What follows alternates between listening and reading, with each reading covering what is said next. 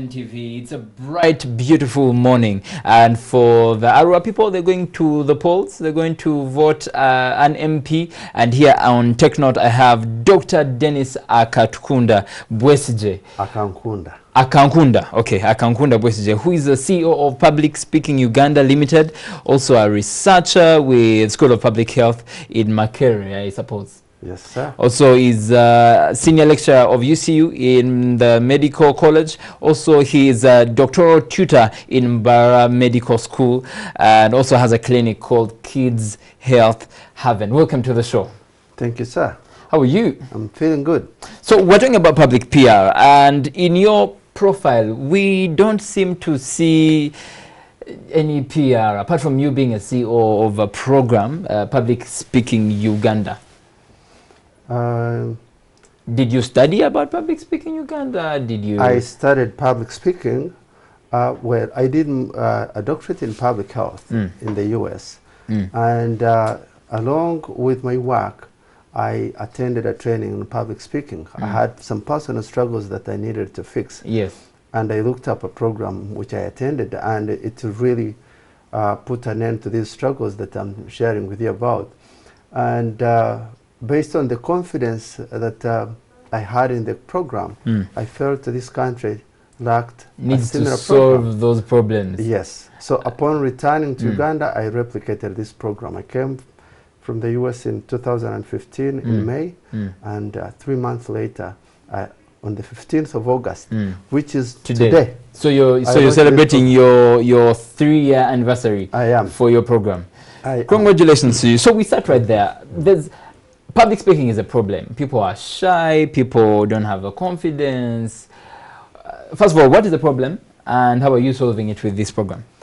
What is the problem? The problem stems way from childhood. In our culture, we have... we are not groomed nicely? We are groomed nicely, but we are not a perfect culture. And this public speaking problem, I feel public speaking is a global problem. It is a problem in our own setting.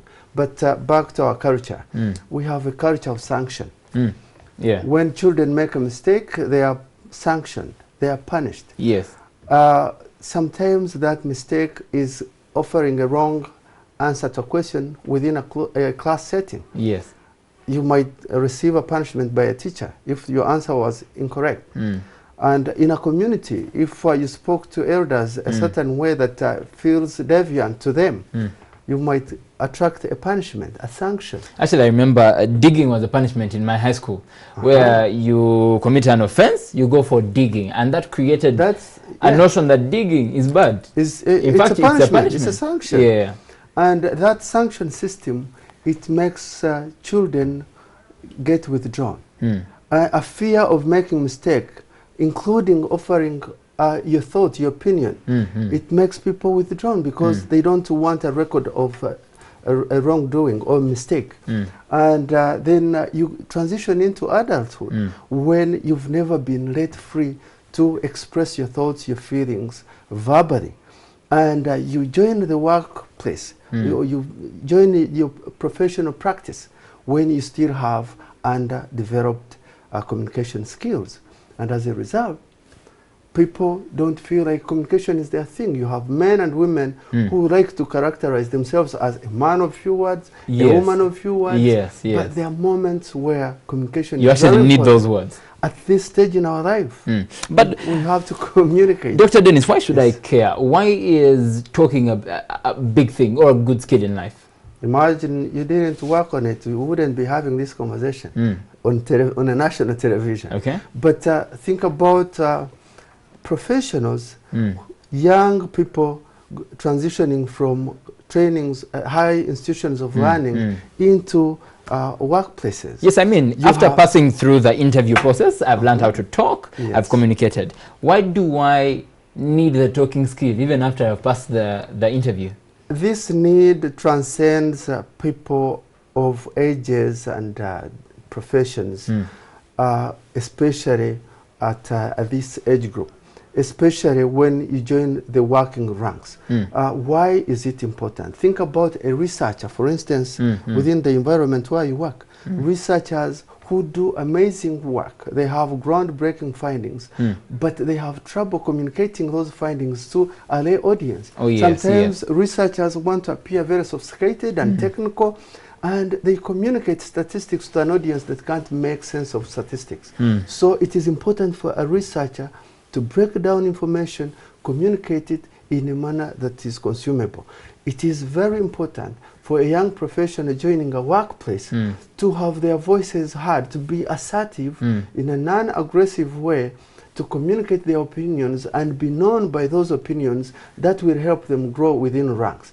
It is important for a senior professional who is leading teams to communicate confidently with conviction for people that they lead to feel they have a leader who represents them. It is important for a lawyer, a practicing lawyer, to communicate persuasively before a jury to give good representation to their client. Of course, it is important for politicians to speak persuasively. Lawyers and politicians energize their bases and get a vote. Mm. It is important for all of us. It is important for our children to communicate their feelings, and we know what they feel, to communicate assertively, free expression without fear of wrongdoing. So communication or public speaking is very important to all of us. Now there's this lady in the market who is thinking, I have my social skills, I have conversations with the people that I talk to, my clients that come and buy my mangoes. I don't need to learn public speech. It is in fact irrelevant for them because they don't do public speech anywhere in their life. And you're saying that it is important everywhere in life. Is it relevant for everybody? Because I mean, well, I sit on my desk. If I'm an accountant, I sit on my desk. I interface myself with machines every single day. How useful is public speaking to me? Okay. As an individual? Yeah. It is very important to all of us, like I said. It is just a mindset. It is just a mindset. That's, for instance, why we have institutions here, business sector, big factories, big supermarkets, that you have employees that can hardly engage in a conversation with a client. You go into a supermarket, you're scanning through the counters, and you're looking for a product that you can't find, and you see people seated out there observing, but they have uniform, they are hired, they are put there. They are shy. They are not given communication skills to engage with the public, with their clients. It feels awkward to speak to someone. So we have a big gap when it comes to communication, and I would say everybody needs it. If you're selling your tomatoes, you better speak for them. There is a saying in our... No, the people will find me at my store. That's an assumption, but how much growth will you get by keeping mum? Because in every line of undertaking, you need some growth. You need to provide for yourself. That's why people progress ahead of others. Some people make an investment in communication, and others they are content in complacency. Okay. Now we are talking about speaking and learning how to speak. How do I learn to say how are you? Because some people are shy to say how are you. Some people are shy to say thank you. Some people are, you know, they're what we call the magic words. How do I get out of my shell to be bold enough to say, how do I build my confidence? How I've been doing this. I had similar troubles. How do you do it? My answer is have a mentor. How did you overcome? How did I overcome? It didn't happen overnight. It was a long journey, because when I completed my bachelor's degree, I had struggles with my first employment. And later, I undertook my master's degree in Asia, in Thailand. And I needed a fresh start because for a long time I had been struggling. And it didn't either help my situation. I went to America and did a doctorate. I had still struggles until I went into a training in public speaking, is when I was able to overcome this animal called a fear of public speaking. By the way, extreme fear of public speaking is called, any extreme fear of something becomes a phobia. And the extreme fear of public speaking is called glossophobia. So there are many people presented with that glossophobia. How do you overcome it? I've been helping people overcome this through our training. It is therapeutic in nature, It has modules that people undertake. It is not learning by lecture, it is learning by practice, and this program has transformed lives. But so someone is seated at home and they're thinking, for you have some bit of money, you have gone to Thailand to study, you have been to the USA to study, you have a bit of money and you're a doctor, so you can afford the education that comes with learning how to study and how to talk and those things. And they're thinking, this is unattainable for me, or Muntu Wansi, as Andrew Chamagero calls it. Is this thing a very expensive commodity to get? Because you will have people in interviews, even here being a journalist, and they will not talk, they will be shy. And yet they went to school, they probably have the resources, or some don't have, and they are thinking, how do I be like Denis? Well, let me first clear the air about you. You have money. Yes. I come from one of the most humble backgrounds. I walked about 15 miles on barefoot to complete my primary education. I'm a last born of 9 and from a very humble background. So you have that story from all these struggles you hear. I didn't go to Thailand because my parents had luxury of money and they were able to pay for my education. It was a dream that I was following. I didn't go to America because I had so much money.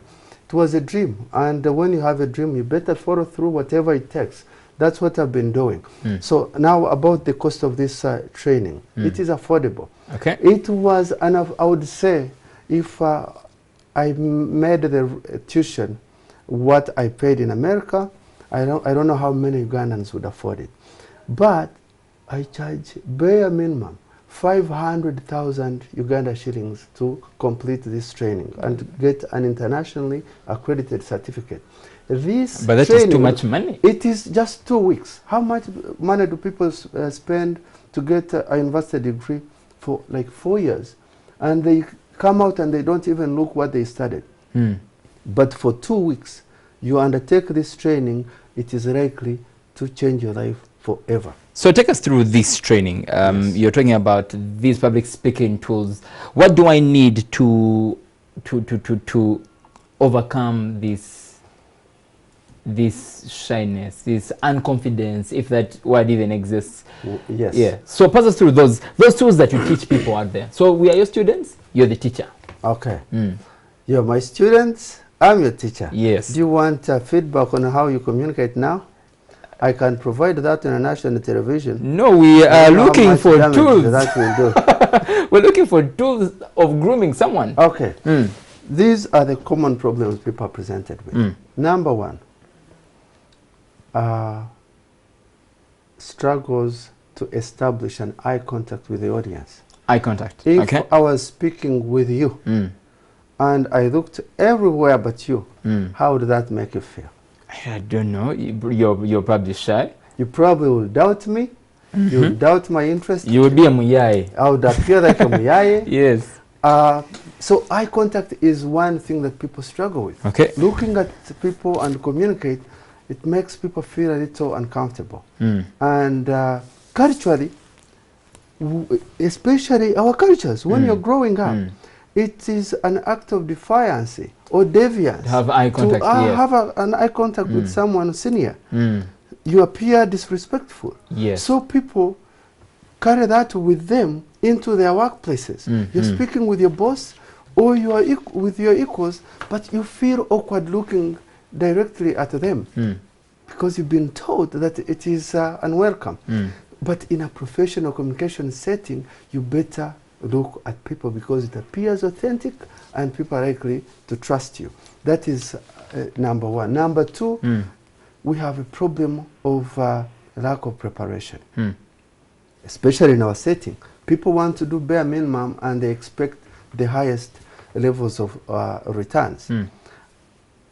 I train people to prepare, and they have seen the difference between making a presentation when you are heavily prepared and the opposite, preparation. Now, another issue. How do you prepare for public speaking? Knowing your material, going through the content, sieving through heavy content, and you filter it until you have the highest quality for a presentation. And you go through that, and that is the information that you engage the audience with. That makes you a very resourceful person that people find valuable and they want to listen to again and again. The other issue is body language. People feel awkward. They don't want to communicate with their arms. They don't want to communicate with their, they don't want to move. They want to stand in one spot. So when you're not stationed like you and I, who are on a microphone and a camera, and you're communicating to an audience, it is very important that you do some movement and engage with members of the audience. So movement, body language, that is another issue. The other issue is voice projection. There are speakers that you struggle to hear their voices. Somebody is speaking. They're brilliant, but you can't hear what they're saying. You can't hear them. Yes. The words are not coming out. Or they eat words. I tell people sometimes, I joke that by eating words you are risking gaining a lot of weight because words have a lot of calories. Yes. So some people tend to bite on words. They give more emphasis to some words than others. Yet it takes every single word to make a complete meaning. That is another issue. Then some people, they under pressure, they speak very fast. Huh? Yeah, oh, that's just their accent. That's their language. Or they think it is fancy to speak very fast. American accent. Well, not even Americans speak fast. Yes. When you speak fast, it is like a scenario of a driver who is driving very fast and passengers feel concerned with their safety. People want to hear every single word that the speaker has to say. So I train people to be coordinated in their vocal delivery. That is another issue. Then another issue is persuasion. How do you speak persuasively? In a manner that yes. people feel they believe you. Or being mellow, asserting yourself. When you speak with doubt, you don't seem to believe in what you're saying. Then impromptu speech. How can you seize an opportunity when called upon to make a few remarks on an issue under discussion without any prior notice? How do I do that? How do I master that art? Communication is natural. How many times do you leave home with a script written for what you're going to say? No, we have conversations with the border guys. There you go. Impromptu. So I give people assignments with zero preparation to speak. I give them a topic, and when they can navigate that topic up to the end, that is a moment for self-reflection and confidence building. Because then you learn that I can do this. I don't always have to be 100% prepared. Then the other issue is PowerPoint presentation, which has become a reality in professional. You have to prepare for your speaking. Techniques on how to handle PowerPoint. Some people cut text, paste it on a slide, and read word by word. But people can see those words, therefore there is no essence of you reading. You have to be the center of attention when communicating, not the screen. So I teach people on how to generate slides. Okay. Now talking about creating an identity as a part of personal PR, apart from just public speaking, how do I have my cultural values, my talents, my career together in one identity? For example, you were saying you play guitar and yet you're a public health expert, you're a doctor, you are also in public speech. How do I have an identity without kicking off these other ones? Personal identity is a cocktail that we are created with multiple talents, but and we have passions. But in reality, fewer people than the majority follow through on those passions and talents. It's very important to take a step on every passion that you have. I love fishing, and I don't care whether I'm alone on a lake. I'll go and do fishing. And culturally, I appear deviant because it is not something that is encouraged in our culture. guitar. That I love the melody of a guitar. I use it to sing in a choir, and if somebody can play a guitar and it sounds good. So what's your first identity? Well, my first identity. Yes. Are you a public speaking doctor, public health expert, or you a public speaking doctor? I suspect I'm going to seek consultation. Okay. By people like from people like you, because I don't like to give myself a label. I don't want to limit myself. Okay. Yeah. Kale, thanks so much, Dr. Denis, for being a part of the conversation here. And for you who is in Arua, we are encouraging you to go and vote, be peaceful, and if you're in Kampala, make sure that the conspiracy theories are little or less, yeah? And we encourage everyone to be peaceful today. Eat well, be nourished, make sure you have a great breakfast, and make sure to know that personal PR is good. Learn how to talk, invest in yourself. Yeah, Mwasuzamutia is coming up, and I'm sure that you will enjoy yourself. Have a brilliant day. Encourage on is my name. This is Morning at NTV.